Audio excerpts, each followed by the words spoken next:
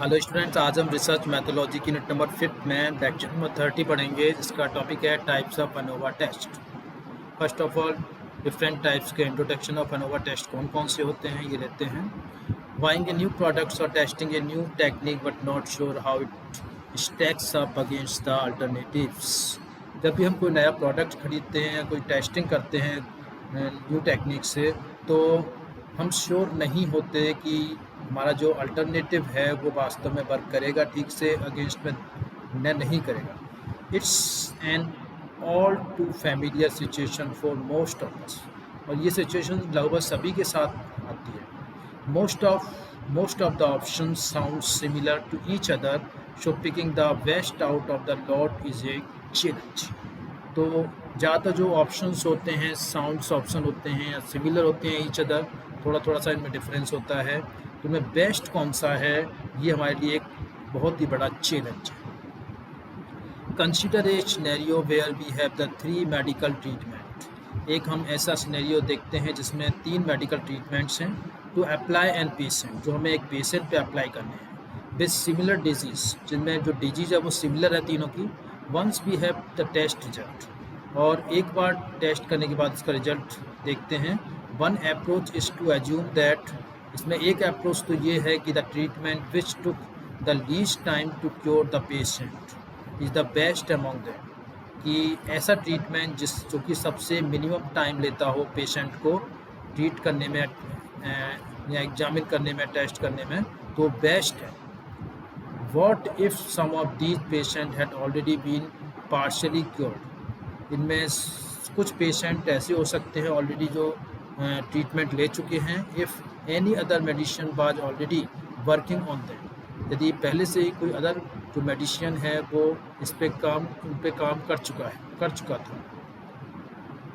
In order to make a confident and reliable decision, तो इस एक कॉन्फिडेंट और रिलायबल डिसीजंस के लिए वी विल नीड एविडेंस, हमें एविडेंस की रिक्वायरमेंट होती है टू सपोर्ट आवर अप्रोच, अपनी अप्रोच को सपोर्ट करने के लिए। This is where the concept of ANOVA come in to play, और इसी वजह से जो अनोवा का कॉन्सेप्ट था वो वर्किंग में आया, काम में आया। देखिए इसमें बताया गया है plan A, plan B, plan C और प्लान डी, बहुत सारे ऑप्शन हैं, इनमें से हमें बेस्ट को हमें सेलेक्ट करना है। In this article, I will introduce to the different ANOVA techniques used to making the best decision. यहाँ पे हम इंट्रोड्यूस करेंगे डिफरेंट ANOVA टेक्निक्स को जो कि बेस्ट डिसीजन लेने के लिए यूज़ की जाती है। We will take a few cases, यहाँ पे कुछ केसेस लेंगे and try to understand the techniques, और टेक्निक को अंडरस्टैंड करने की ट्राई करेंगे फॉर गेटिंग द रिजल्ट्स लेने के लिए। We will also be leveraging to use of Excel to understand this concept, और इसके अलावा हम यूज़ करेंगे एक्सेल का इन कॉन्सेप्ट को समझने के लिए। You must know the basics of statistics to understand this topic, आपको इसके अलावा इनका बेसिक्स ऑफ स्टैटिस्टिक्स की भी रिक्वायरमेंट होगी टॉपिक को समझने के लिए। Knowledge of T test and hypothesis testing would be an additional benefit, यदि आपको टी टेस्ट और हाइपोथेसिस टेस्टिंग के बारे में पता है तो ये भी आपको एडिशनल बेनिफिट देगा। And we believe the best way to learn statistics is by doing, और सबसे पहले हम विश्वास करते हैं किसी भी वर्क को या किसी भी काम को करके, तो बाय डूइंग हम इस स्टैटिस्टिक्स को बेस्ट वे में समझ सकते हैं। दैट्स द वे, और वही वे है we follow in the introduction of data science course, जहाँ पर हम डेटा साइंस को इंट्रोड्यूस करेंगे। Where we provide a comprehensive introduction to the statistics both descriptive and inferential, जहाँ पे हम इंट्रोड्यूस करेंगे स्टैटिस्टिक्स को डिस्क्रिप्टिव भी और inferential. Let's begin. First is one way ANOVA. 2 types के तो अनोवा होते हैं एनालिसिस ऑफ वेरिएंस में। फर्स्ट होता है one way ANOVA. As we now understand the basic terminologies behind ANOVA, जैसे कि हम जानते हैं कि जो बेसिक टर्मिनोलॉजी है अनोवा के पीछे, let's dive deep into implementation using a few examples. तो इसको हम इजी वे में एग्जांपल्स से समझ सकते हैं। ए recent study claims that using music in a class enhances the concentration and consequently help student absorb more information।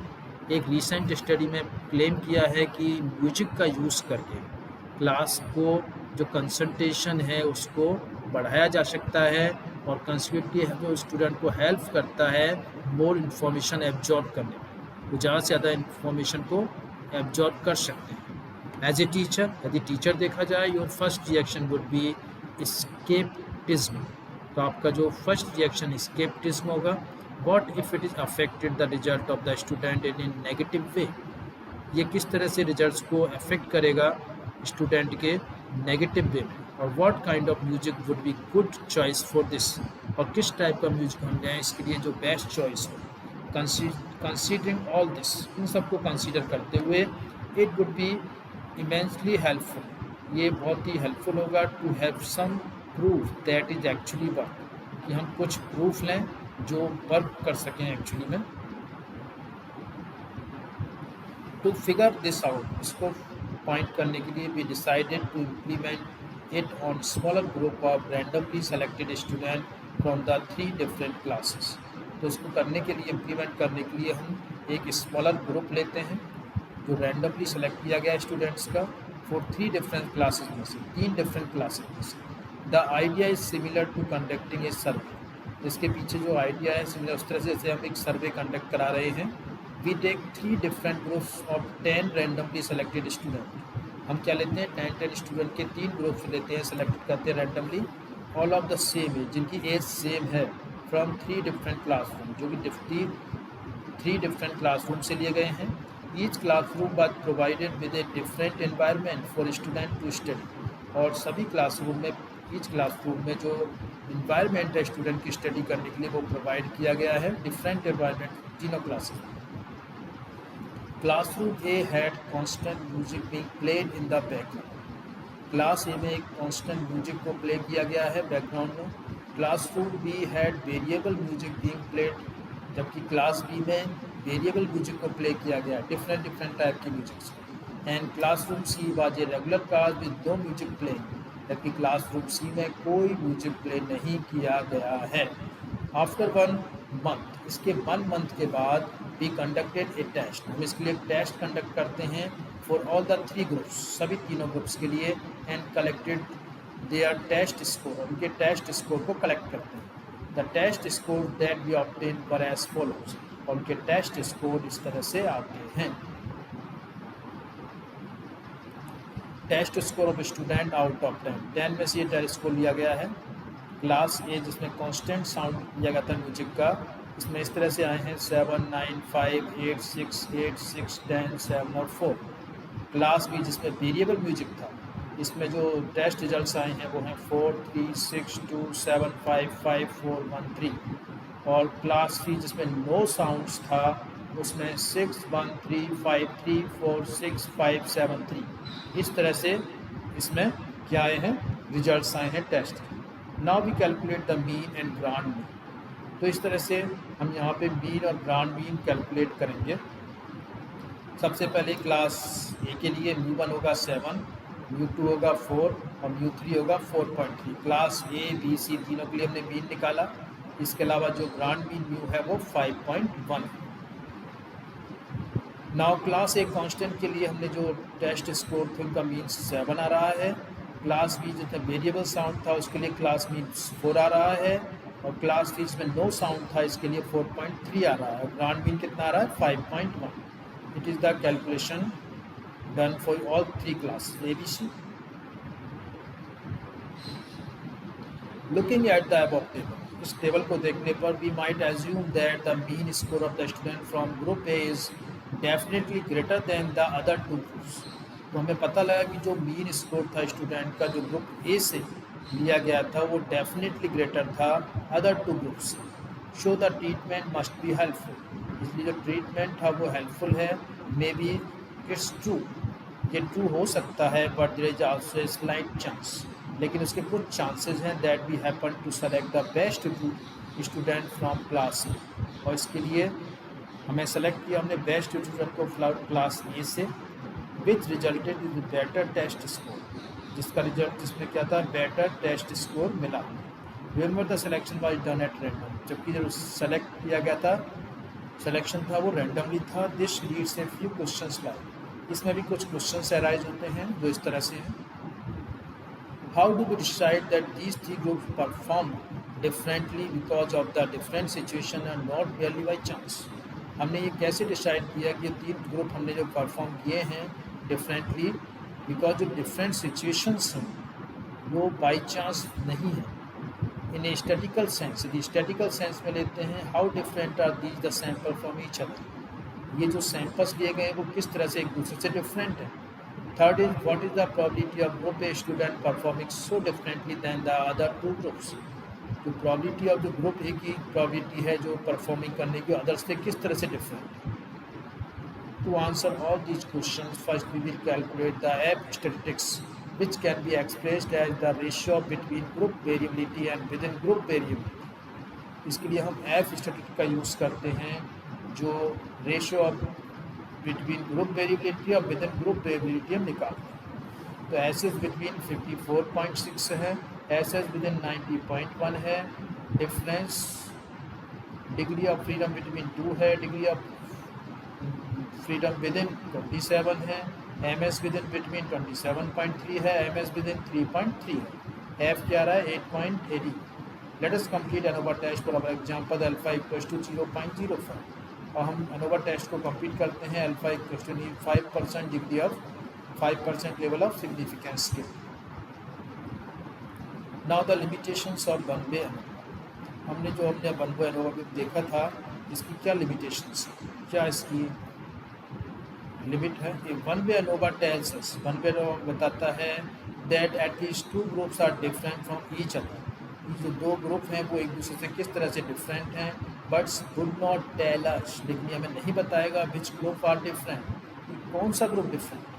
In our test return a significant F statistics. जबकि हमारा जो टेस्ट रिटर्न होता है सिग्निफिकेंट एफ स्टैटिस्टिक्स के लिए, we may need to run a post hoc test to tell us exactly, कि हमें need होती है कि हमें ऐसा कोई टेस्ट चाहिए बताने वाला जो एग्जैक्टली बता सके कि which group have a difference in mean, कि कौन सा ग्रुप मीन में डिफरेंट है. Below I have mention the step to perform one way ANOVA in Excel along the post hoc test. जैसे कि हम मेंशन किया था स्टेप्स में कि इसके लिए वन वे एनोवा को स्टेप्स में एक्सेल में यदि हम लें पोस्ट हॉक टेस्ट के. Another effect size measure for one way ANOVA is called eta square. दूसरा जो वन वे एनोवा का इफेक्ट साइज है वो है eta square. It works in the same way at R square for T test. ये T test में जो are square होता है उसी तरह से सेम वर्क करता है. It is use to calculate how much proportion of the variability between the samples is due to the between group difference. It is calculated as, और इसमें हम देखते हैं कितना हाउ मच प्रोपोर्शन, कितना जो प्रोपोर्शन है वेरिएबिलिटी का सैम्पल्स में due to the between group difference, यानी बिटवीन ग्रुप डिफरेंस से है. इट इज़ कैलकुलेटेड एज, इस तरह से कैलकुलेट किया जाता है eta square equals to S S between upon S S total, और eta square equals to 54.6 upon 90 0.60. ये ईटा स्क्वायर की वैल्यू. वी कैन से हैं 60% of the difference between the scores is because of approach that was used. तो जो 60% जो score है वो approach जो हमने यूज़ की है उसकी वजह से है. रेस्ट 40% इज़ अननोन, जबकि 40% हमें पता नहीं है. हेंस ईटा स्क्वायर हेल्प अस कंक्लूड, इसलिए ईटा स्क्वायर हमें हेल्प करता है कंक्लूड करने के लिए whether the independent variable is really having an impact on the dependent variable, कि जो इंडिपेंडेंट वेरिएबल है वो कोई इम्पैक्ट रखता है रियली में डिपेंडेंट वेरिएबल्स पे. और डिफरेंस, और जो डिफरेंस है इज ड्यू टू चांस और एनी अदर फैक्टर, जो डिफरेंस ड्यू टू चांस है या कि एनी अदर फैक्टर की वजह से है. There are commonly two types of ANOVA test for univariate analysis. यदि हम वन वेरिएबल एनालिसिस देखें तो इसमें जो दो टाइप्स के एनोवा टेस्ट यूज़ किए जाते हैं, one way ANOVA and two way ANOVA. One way ANOVA is used when we are interested in studying the effect of one independent variable IDV or factor on a population. यदि हम केवल एक one independent variable का effect study करना चाहते हैं, interested हैं population पे. Whereas two way ANOVA is used for studying the effect of two factor on a population at it same time. जबकि टू वे एनोवा में हम दो फैक्टर्स का स्टडी करते हैं पॉपुलेशन पे पॉपुलेशन पे यूज़ करते हैं सेम टाइम पे। फॉर मल्टीवेरिएट एनालिसिस यदि हम यूज़ करें सच ए टेक्निक कॉल्ड मनोवा और मल्टीवेरिएट अनोवा, इसमें हम मैनी वेरिएबल्स ले सकते हैं स्टडी करने के लिए इफेक्ट ऑफ डिफरेंट फैक्टर्स को स्टडी करने के लिए। इस तरह से हम नेक्स्ट आते हैं टू वे अनोवा क्या होता है। Using one way ANOVA we found out, हमने पाया that the music treatment was helpful in improving the test result of our student. One way ANOVA में हमने पता लगा कि हम जो म्यूजिक ट्रीटमेंट हमने लिया था वो हेल्पफुल था स्टूडेंट्स के टेस्ट रिजल्ट्स के स्कोर को इम्प्रूव करने में। But this treatment was conducted on student of the same age, लेकिन हमें ये बात ध्यान रखनी है कि ये एक ही सेम ग्रुप के स्टूडेंट पे अप्लाई किया गया था। What if the treatment was affect different age group of student in different way, यदि हम माने कि जो स्टूडेंट की एज है वो डिफरेंट है तो वो किस तरह से ट्रीटमेंट हेल्पफुल होगा या नहीं होगा, ये सोचने वाला क्वेश्चन है। और may B the treatment had varying effect depending upon the teacher who taught the class. और इसके अलावा हमें ये भी देखना है कि जो ट्रीटमेंट है वो कैसे वेरी करता है या इफेक्ट कैसे आता है जो टीचर है जो उस क्लास में पढ़ा रहा है उसके ऊपर कैसे इफेक्ट करता है। Moreover, how can we sure as to which factor is affecting the result of student more? और हम कैसे श्योर हो सकते हैं कि जो कौन सा फैक्टर है जो कि स्टूडेंट्स के रिजल्ट्स को अफेक्ट कर रहा है बहुत ज़्यादा। May be the age group is more dominant factor responsible for a student performance than the music treatment. क्या ये नहीं हो सकता है कि जो एज का हमने ग्रुप लिया है, सेम एज वाले स्टूडेंट को लिया है, वो ज़्यादा इफेक्टिव है, रेस्पॉन्सिबल है देन द स्टूडेंट परफॉर्मेंस में, देन द म्यूजिक ट्रीटमेंट जो हमने म्यूजिक ट्रीटमेंट लिया उसकी वजह। यदि हम डिफरेंट एज ग्रुप के स्टूडेंट उसी क्लास में बिठाते तब जो ट्रीटमेंट कैसा होता और सेम ग्रुप के स्टूडेंट बिठाते तब ट्रीटमेंट कैसा होता, तो डेफिनेटली सेम ग्रुप पे ज़्यादा इफेक्टिव है बजाय डिफरेंट एज ग्रुप वाले स्टूडेंट। तो हम कैसे कह सकते हैं कि हमने जो म्यूजिक वाला ट्रीटमेंट लिया है वो ज़्यादा इफेक्टिव है देन एज ग्रुप वाले factors. For such cases, when the outcome or dependent variable, in our case the test score, is affected by two independent variables of factor, इस तरह से इन केसेस में जो आउटकम या डिपेंडेंट वेरिएबल्स है test scores के लिए वो अफेक्टेड होते हैं जिनसे बाई टू इंडिपेंडेंट वेरिएबल, दो फैक्टर से होते हैं या दो इंडिपेंडेंट वेरिएबल से होते हैं। We use a slightly modified technique called two way ANOVA, इसलिए हम इस टेक्निक को क्या कहते हैं, टू वे अनोवा कहते हैं। In one way ANOVA test we found out that the group subjected to variable music and no music at all perform more और less equally. One way ANOVA test में हमने पाया था कि जो group subject था वेरिएबल म्यूजिक वाला और नो म्यूजिक वाला, वो जो परफॉर्म किया गया था वो लेस या थोड़ा सा ज़्यादा ही इक्वली था, यानी लगभग सेम था कि हम यदि म्यूजिक वेरिएबल चलाते हैं या बिल्कुल म्यूजिक नहीं चलाते हैं तो लगभग सेम रिजल्ट्स आ रहे थे। It means that the variable music treatment did not have any significant effect on the student. इसका मतलब ये हो गया कि वेरिएबल म्यूजिक जो हमने ट्रीटमेंट दिया था वो स्टूडेंट पे सिग्निफिकेंटली इफेक्ट नहीं करता है। So while performing two way ANOVA we will not consider the variable music treatment for simplicity the calculation. तो हमें टू वे अनोवा परफॉर्म करने के बजाय यदि हम कंसीडर करते हैं वेरिएबल म्यूजिक ट्रीटमेंट पे सिंप्लिसिटी के लिए कैलकुलेशन में, रेदर ए न्यू फैक्टर, एक न्यू फैक्टर के बजाय age will be introduce to find out how the treatment perform when applied to student of different age group. अब यदि हम मान लेते हैं कि हम नया फैक्टर ले लिया हमने जो कि एज का है, और एज वाले फैक्टर को भी हम इस ट्रीटमेंट में यदि इंक्लूड करते हैं, अप्लाई करते हैं डिफरेंट एज ग्रुप की स्टूडेंट लेके, this time our data set looks like this. तो उस कंडीशन में हमारा डेटा सेट किस तरह का देखेगा वो यहाँ पे हम दिखा रहे हैं। देखिए एज ग्रुप हैं 4 to 8 ईयर्स, 8 to 13 ईयर्स और 13 to 17 ईयर्स। क्लास ए यानी इसमें कांस्टेंट साउंड है, बी जिसमें नो साउंड है, दो क्लासेस पे इसको स्टडी किया गया है। तो पहला जिसमें कांस्टेंट साउंड है इसमें 4 से 8 ईयर्स में जो स्कोर्स आ रहे हैं वो है 6, 5, 5, 2, 4। और वही यदि हम इसमें देखा जाए नो साउंड में तो आ रहे हैं 1 3 2 1 2। इसका टोटल स्कोर आ रहा है ए में 22, जिसका बी में टोटल आ रहा है 9। अब आते हैं हम एज ग्रुप 8 to 13 पे। इसमें जी कांस्टेंट साउंड रखी जाती है क्लास में, तो जो टेस्ट स्कोर आते हैं वो हैं 4 5 6 9 8, जिनका सब टोटल है 32। और यदि नो साउंड लेते हैं तो 4 5 6 7 3, टोटल आता है 25। अब आते हैं थर्ड वाले ग्रुप पे 13 to 17 ईयर्स ग्रुप पे, एज ग्रुप पे। यदि हम कांस्टेंट साउंड रखते हैं म्यूजिक का तो ए वाली सेक्शन में आता है 7 6 10 8 9, इसका टोटल आता है 40। और बी वाले में आते हैं, इसमें नो साउंड है, इसमें आता है 6 8 4 7 और 5, इसका टोटल आता है 30। अब इनके सबके ग्रांड टोटल ले लेते हैं। 4 to 8 ईयर्स में 31 आ रहा है, 8 to 13 ईयर्स में दोनों का टोटल 57 आ रहा है, और 13 to 17 ईयर्स में टोटल इसका आ रहा है 70। ये इसका टेस्ट स्कोर आ रहा है। अब इसको एनालिसिस करते हैं कि इससे हम क्या रिजल्ट निकालते हैं। हेयर देयर आर 2 फैक्टर, हमने 2 ग्रुप लिए थे, class group and age group. तो विद 2 and 3 लेवल रेस्पेक्टिवली, में 2 and 3 लेवल्स पे हमने इसको चेक किया। So we now have 6 different group of student based on different permutations of class group and age group, and each different group has a sample size of 5 students। इस तरह से हमने class group बनाए और age group बनाए, 2 group बनाए हमने। Class के ग्रुप बनाए हैं ए और बी, और एज ग्रुप बनाए हमने डिफरेंट 3 ग्रुप बनाए हैं। एज ग्रुप 4 to 8, 8 to 13 और 13 to 17 years.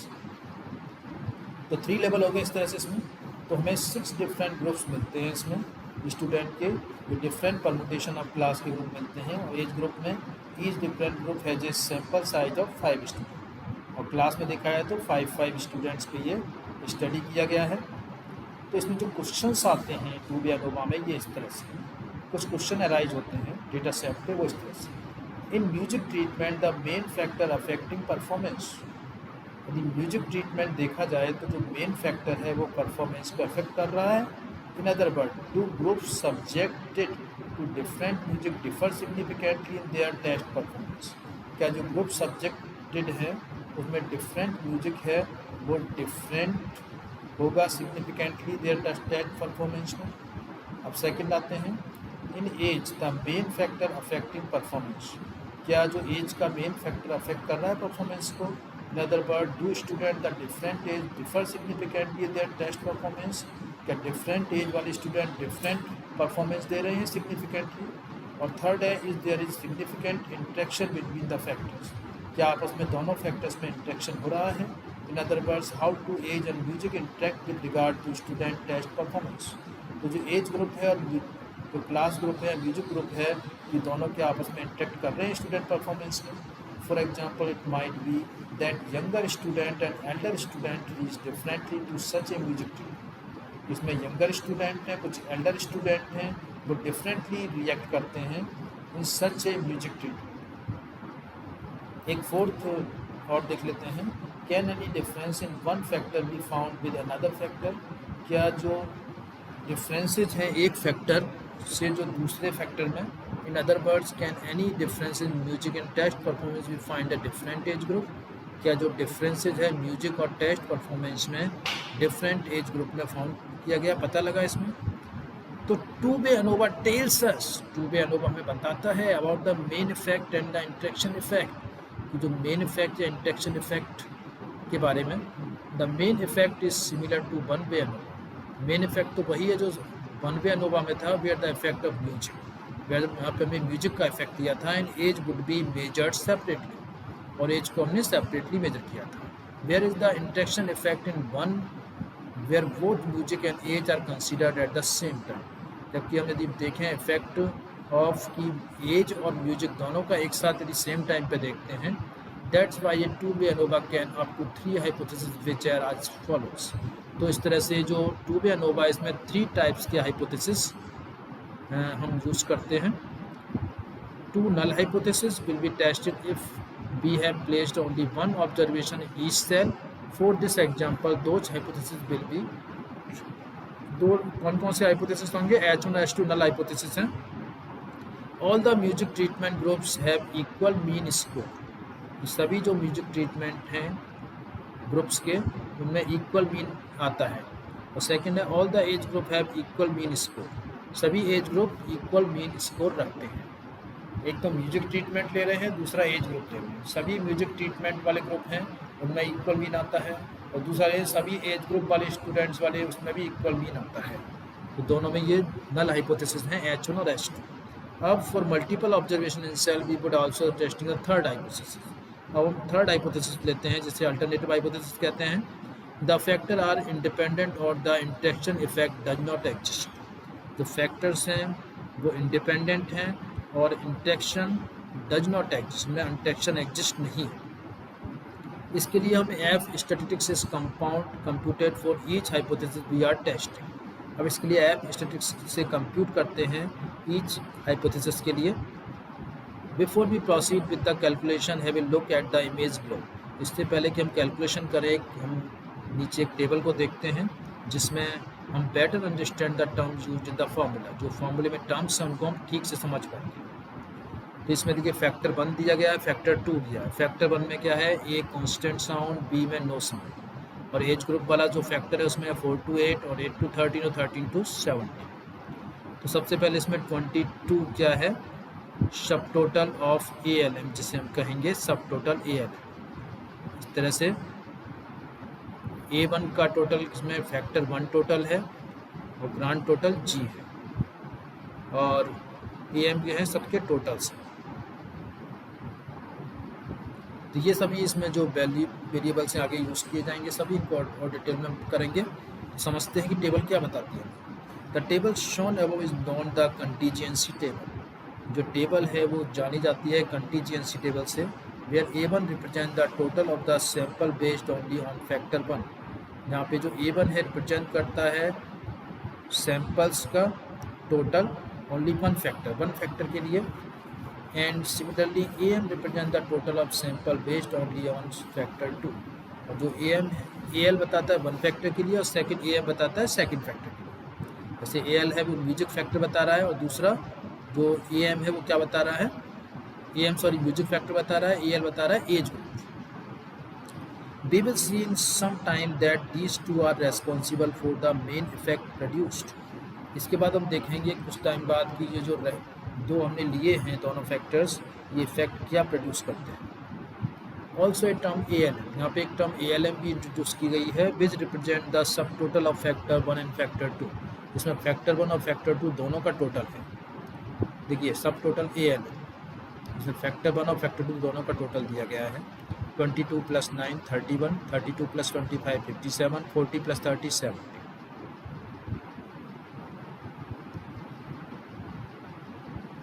This term will be responsible for the interaction effect produced when both the factors are considered at the same time। इसमें हम देखते हैं कि दोनों फैक्टर एक साथ यदि वर्क करते हैं उस कंडीशन में क्या टोटल निकलता है। And we are already similar with grand total G। इसके अलावा हम ग्रांड टोटल से पहले से फेमिलियर हैं, which is the sum of all the observation test score respective of the factor, जो कि विदाउट फैक्टर को कंसिडर करते हुए ग्रांड टोटल है टोटल। अब इसकी समरी देखते हैं, इस टेबल की समरी क्या है। अब देखिए यहाँ पे एज ग्रुप दिखाए गए हैं 4 to 8, 8 to 13, 13 to 17, यहाँ पे टोटल है। तो सबसे पहले क्लास ए लेते हैं, एक काउंट जिसमें कांस्टेंट साउंड लिया था हमने। तो इसमें काउंट्स क्या हैं, 5, 5, 5 और 15 टोटल, यानी 4 to 8 ईयर्स में 5 आ रहा है, 8 to 13 में 5 आ रहा है, 13 to 17 में 5 आ रहा है, टोटल 15 आ रहा है। इनके सम्स क्या आ रहे हैं, 22, 32 और 40। क्लास ए के लिए जो सम क्या आ रहे थे, तो 22, 32 और 40। इधर देखिए 22, 32 और 40 ये सम आ रहे थे। सब ऑब्जर्वेशन को प्लस करने के बाद टोटल नंबर ऑफ काउंट कितने थे, 5 थे, और total values some of the observation कितना था, 22, 32, 44 क्लास ए कांस्टेंट साउंड के लिए। उनको यदि हम सम करते हैं तो 94 आता है। अब एवरेज वैल्यू पे आते हैं कि एवरेज वैल्यू क्या आ रही थी सबकी। सबको 22 को डिवाइड करेंगे 5 से 4.4, 32/5 6.4, 40/5 8 और 94/15 6.26666667। अब वेरिएंस निकालते हैं, वेरिएंस आएगा 2.3, इसका 4.3, इसका 2.5 और इसका 4.9238095 2। अब आते हैं क्लास बी पे जिसमें हमने नो साउंड लिया था। इसमें नंबर ऑफ ऑब्जर्वेशन से 5 5 5 वही 15 टोटल, सम था 9 25 30 टोटल 64, एवरेज था 1.8 5 और 6 4.226 4.2666 और वेरिएंस था 0.7 2.5 2.5 5.0666। अब टोटल आते हैं, टोटल कितने काउंट्स थे 10 थे, दोनों को मिला के देखा जाए तो 10 10 10 आएंगे, सम आएगा दोनों का 31 और 57 और तीनों एज ग्रुप का 57 31 57 और 70, एवरेज आएगा 3.1 5.7 और 7 और वेरिएंस आएगा 3.21 3.56 और 3.33। इस तरह से टोटल जो टेबल निकली सबसे इम्पोर्टेंट टेबल है टू वे एनोवा के लिए। हमने दो फैक्टर्स इसमें यूज़ किए हैं, एक तो यूज़ किया हमने क्लास वाला फैक्टर या साउंड वाला फैक्टर जिसे हम कहते हैं, और दूसरा हमने एज फैक्टर। दोनों से हमने एक पूरी टेबल बनाई है, बहुत ही इंपॉर्टेंट टेबल है। आगे हम जो कैलकुलेशन करेंगे इस टेबल के बेस पे करेंगे। We have calculated all the means, sound class mean, age group mean, mean of every group combinations in the above table। इसमें सब कुछ हमने कैलकुलेट कर लिया है। Now calculate the sum of square SS and degree of freedom DF for sound class।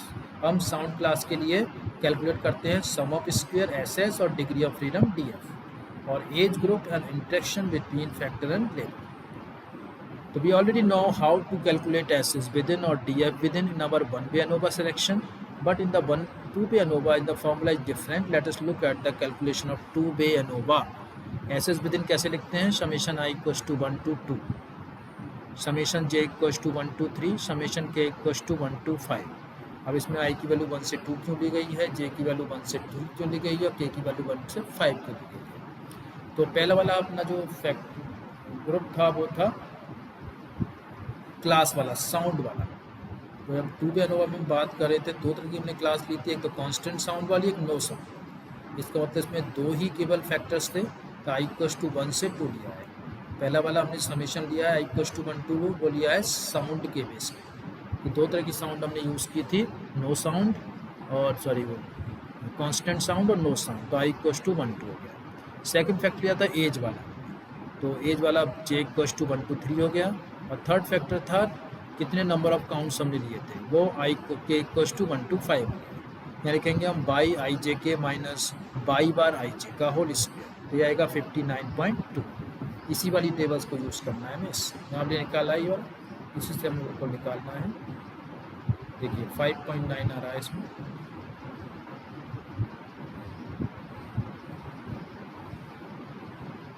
इस table का हमने यूज़ किया है इसमें, इस वैल्यू क्या आ रही है 59.2। तो ये निकल जाएगा एस एस विदिन। अब आते हैं नेक्स्ट एस एस विदिन में 59.2 निकला है जो। अब आते हैं डी एफ विदिन क्या होता है, डिग्री ऑफ फ्रीडम विदिन क्या होता है। इसका फॉर्मूला होता है R - 1 multiply A multiply B। R - 1 क्या है, total number of observation R है, तो R - 1 हो गया 4। Total number of observation counts कह सकते हैं जो कितने थे 5 थे, 5 - 1 4 हो गया।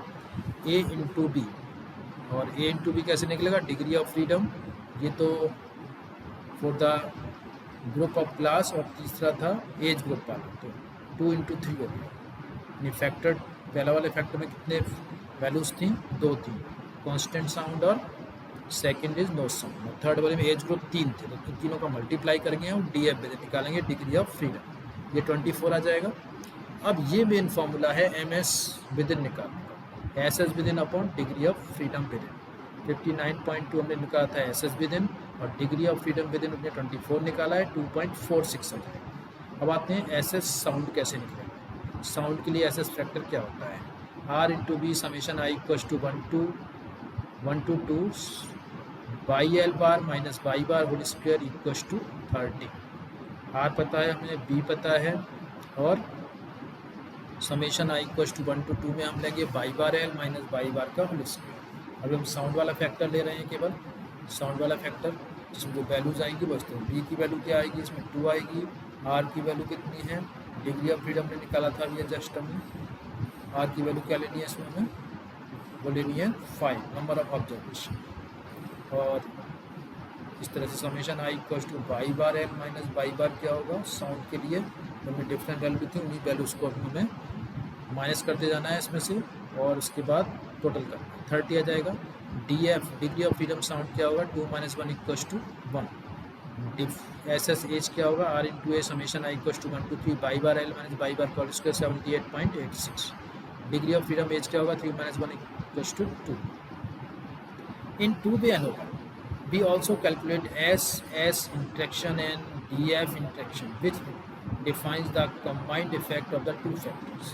और हम दो फैक्टर्स और लेते हैं, SS इंट्रैक्शन और DF इंट्रैक्शन, जो कि कंबाइंड इफेक्ट बताएंगे दोनों फैक्टर्स का, यानी साउंड फैक्टर्स और सेकंड एज फैक्टर. तो SS इंट्रैक्शन कैसे निकालेंगे, R इंटू R क्या होगा, नंबर ऑफ काउंट्स या number of observation, summation I equal to 1 to 2 और J equal to 1 to 3. I equal to 1 to 2 का मतलब क्या है, साउंड फैक्टर ले रहे हैं इसमें हम, तो दो ही फैक्टर हैं इसमें, विद साउंड और विदाउट साउंड, कांस्टेंट साउंड या विदाउट साउंड. और तीसरा एज ग्रुप में 3 फैक्टर हैं, आई जे इक्वल टू 1 to 3 हो जाएगा.